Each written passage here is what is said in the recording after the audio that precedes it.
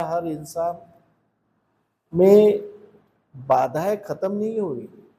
अभी भी चिवर पहनने के बाद में भी भिक्षुओं में काफी बाधा है।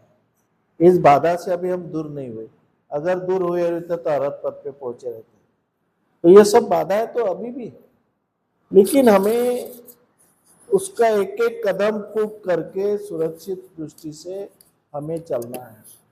किसके साथ कितना संबंध बढ़ाना है, किसके साथ संबंध नहीं रखना है, किसके साथ ज्यादा मैत्री करना है, ये सारे बातें हमें बुद्धि से, अनुभव से, तजुर्बे से, नॉलेज से हमें ये करना है, सीखना है। दलदल में फंसेंगे तो और ज्यादा तकलीफ होगी। तो पहले समझ लेना है कि आदमी ने पहले दूसरे को समझना है, अपने को भी समझना है, दोनों को भी समझना है। हर एक इंसान ने अपने को भी समझना है और दूसरे को भी समझना है। जो दुख पैदा होता है, जो समस्या पैदा होती है, तो समस्या पैदा होती है, कालवादी सत्य है। आपको समझा रहा हूं। समस्या दुख जो पैदा होता है ये मानवीय कारण और नैसर्गिक कारण, दूसरा कारण कोई भी नहीं रहता। कोई भी समस्या हो, कोई भी दुख हो, जो भी अपने पे जो आने वाली पीड़ा है, उसके दो ही कारण हो सकते हैं, एक मनुष्य कारण और दूसरा नैसर्गिक कारण। जैसे आप धूप में घूम रहे हो तो आपको धूप लग सकती है, बीमार हो सकता है, तो ये नैसर्गिक कारण है। लेकिन कुछ कारण अपने गलती के वजह से हमें पीड़ा निर्माण होती है। कुछ लोग ऐसी गलतियां करते, कैसे कुछ लोगों को ऐसे व्यसन रहती, कुछ ऐसे आदतें रहती है जिसके कारण वो समस्या पैदा करते हैं। स्वयं के कारण अपनी गलतियां बहुत होती है, अपने को मालूम नहीं गलतियां कितनी होती है। तो अपने गलतियों के कारण समस्या निर्माण होती है, दुख निर्माण होता है। कभी कभी दूसरे के द्वारा, दूसरे मनुष्य आपको तकलीफ देना चाहते हैं, आपको परेशान करना चाहते हैं, तो उनके वजह से भी समस्या दुख निर्माण हो सकता है। इसलिए हमें स्वयं को भी पहचानना है और दूसरे आदमी को भी पहचानना है। उसको पहचानना है, ये कैसा स्वभाव का है, ये क्या है, वो क्या कर सकता है, क्या नहीं कर सकता है, उसकी लेवल कहाँ तक है, उसकी स्टेटस कहाँ तक है, उसकी नीयत कैसे है। ये सब दूसरे को भी, क्योंकि दूसरे के द्वारा भी अपने जीवन में समस्या निर्माण हो सकती है, अपने स्वयं के द्वारा भी होती है। जैसा हम पंचशील का पालन नहीं करते तो समस्या निर्माण होगी, पीड़ा होगी। और दूसरा आदमी हमारे जीवन में समस्या निर्माण कर रहा है तो उससे समस्या होगी। और कुछ नैसर्गिक समस्याएं होती है, नैसर्गिक घटनाएं होती है जिससे समस्या निर्माण हो सकती है। और जो वर्तमान स्थिति की पुरानी तो है, पुराना जमाना गया, पुराने जो समस्या थी, पुराने वो सब पुराने काल में सब पुराना चले गया। अभी वर्तमान स्थिति में परिस्थिति बदली, इंसान की नियत बदली, सब बदल गया। अभी पुराना कुछ भी नहीं है। नए तरीके से, नए एंगल से हमें सोचना है। अभी युद्ध नया है, शत्रु वही है लेकिन उसके शस्त्र नहीं है, उसके औजार नहीं है। तो हम भी नए शस्त्र के साथ में शत्रु से संघर्ष करना है।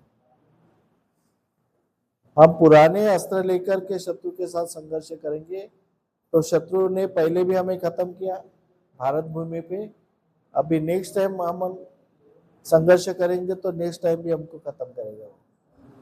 पहले तो शत्रु कमजोर था, हम ताकतवर थे, लेकिन आज शत्रु हमसे ज्यादा ताकतवर है, हम कमजोर हैं। ऐसे में दिमाग से हमको खेलना है,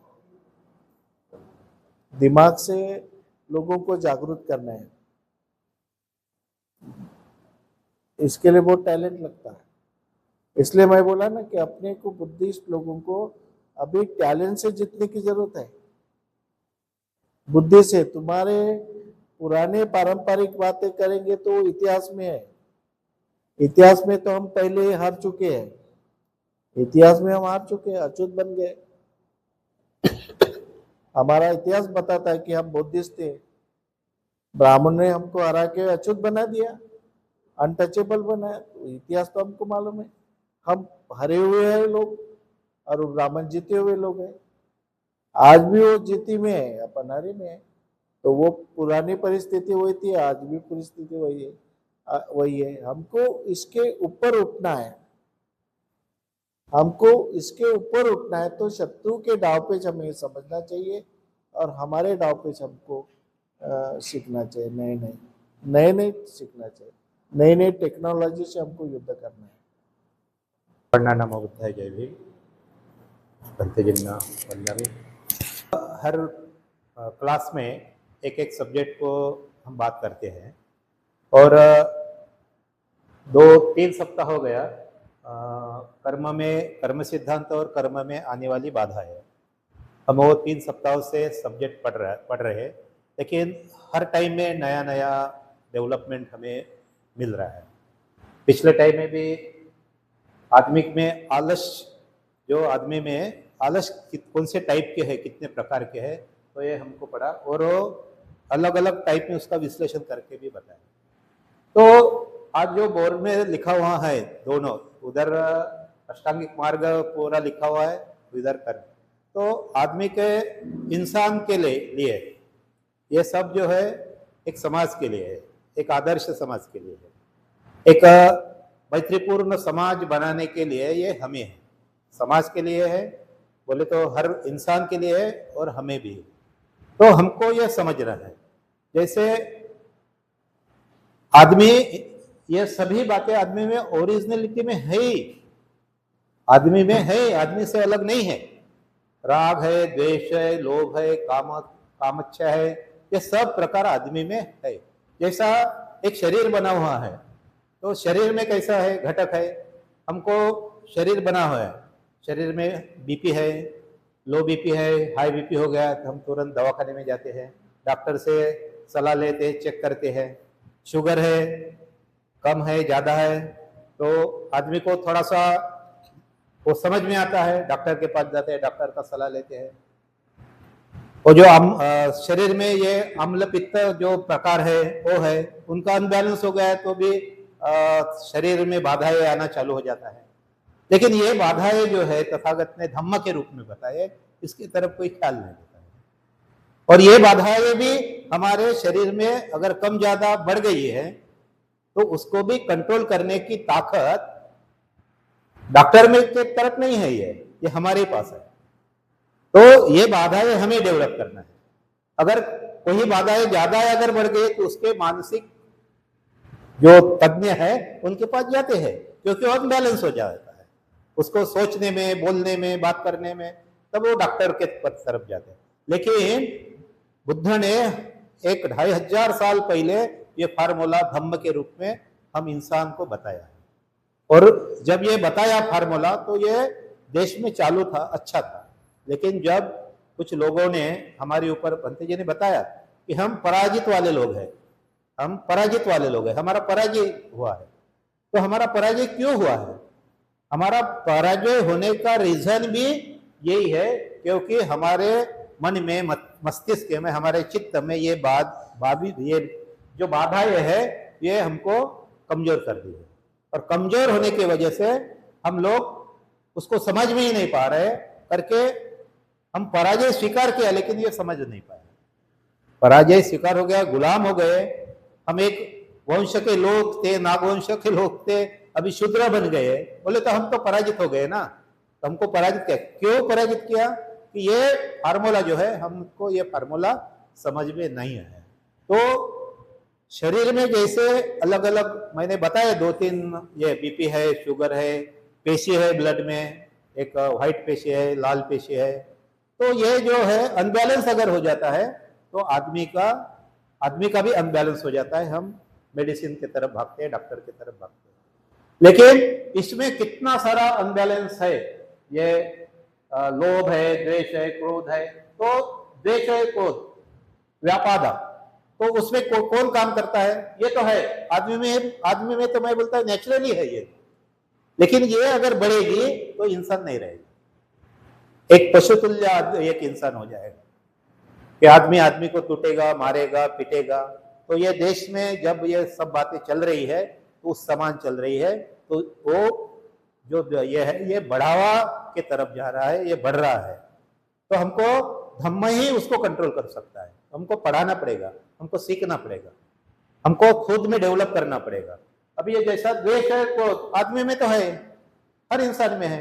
एक बच्चों के ऊपर उनकी मम्मी अगर गए तो क्रोधित होती है, लेकिन वो क्रोध दुश्मन जैसा क्रोध नहीं है, और उसको दुलारते भी है, उसको प्यार भी करते हैं, लेकिन एक टाइम में उसको डांटती भी है। तो क्रोध तो आदमी में है, तो वो क्रोध को अगर कम करना है तो ये कम करने की दवा हमारे पास है, हमारे चित्त है। तो हमारे हर समाधि जो बताया, प्रज्ञाशील समाधि, अष्टांगिक मार्ग के 4 पहलू जो बताए वो प्रज्ञा से लिंक थे, सम्यक दृष्टि और संकल्प। हमको प्रज्ञा से दृष्टि, तो प्रज्ञा बोले तो हम उसकी परिभाषा क्या समझते हैं? प्रज्ञा बोले तो एक उच्च विद्या विभूषित है, प्रज्ञावान है। ये बुद्ध धम्म में यह लागू नहीं होता, वो बुद्ध धम्म में लागू नहीं होता है। तो ये 2 दृष्टि है, सम्यक दृष्टि और संकल्प, वो प्रज्ञा से है।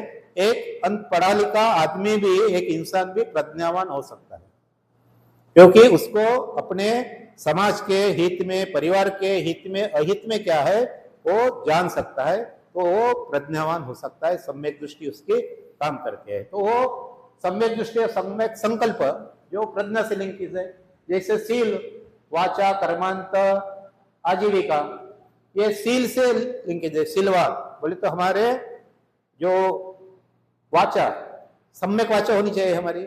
अगर हमारी सम्यक वाचा अगर नहीं है तो उसके परिणाम आएगी, दुश्मनी बढ़ेगी। तो ये हमको पढ़ना है, उसको डेवलप करना है। अगर आदमी का स्वभाव भी है ऐसा चिड़खोर स्वभाव भी है, तो वो भी हमको कंट्रोल करना है, नहीं बताना है, ऐसे जोर से नहीं बताना है, प्यार से बताना है, प्यार से उनको मैत्री से, करुणा से जीतना है। तो हमको ये कर्मांत और आजीविका ये भी सील के गट में आते हैं, तो ये हमको बढ़ाना है।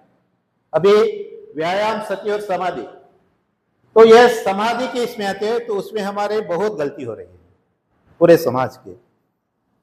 हमको उसको एकदम उल्टा समझ के बैठे हैं।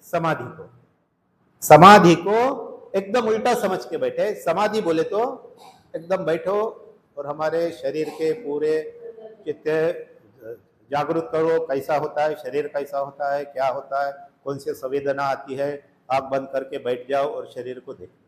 वो मेरे दृष्टि से ये बात जो है ये गलत हम उसका अर्थ करके बैठे हुए हैं।